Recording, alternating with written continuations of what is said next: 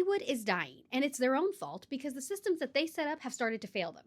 For decades now, they've had a system in place where they make money from movies by putting it in theaters, and then if it makes a lot of money at the box office, fantastic. If it doesn't, they would just put it on television and make money from ad revenue as well as making money from at-home video sales. As for television, they would film it and then put it on TV and they would get a ton of money from ad revenue. But now the traditional systems are failing, and the ones that they've put in place are failing as well. And this has led to what you have seen in the news, all of these companies going bankrupt, losing out, and everything just falling to pieces. Now, what systems am I talking about that they put in place? Well, the first one that we all know and love, streaming. Companies took on billions of dollars of debt because they were terrified of being left behind in the streaming. They thought it was so simple. More content means more money. They thought they could have endless growth and a guaranteed income source from their fans every single month. But it hasn't worked out that way, and it's come back to bite them.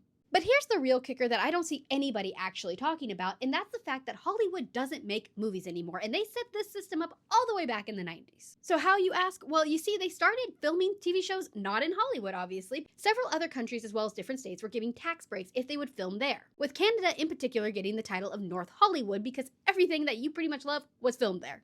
Look it up. The majority of your favorite TV shows and films were probably filmed in Canada, particularly during the 90s, 2000, and 2010s. Supernatural, The Flash, Psych, I could go on. But it doesn't just end there, with Hollywood no longer being the primary filming location. It goes much further.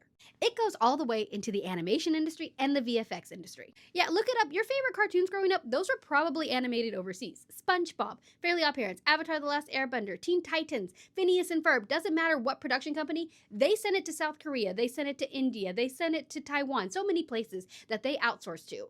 Next, let's look at the VFX artists. So the people who are making your favorite graphic designs in so many of your movies, they started outsourcing those too, and that cost us a lot of money in the long run. They're being spread out globally. And what did this do to Hollywood? This led to them outsourcing and teaching people in different countries how to do the work that Hollywood previously had a monopoly on.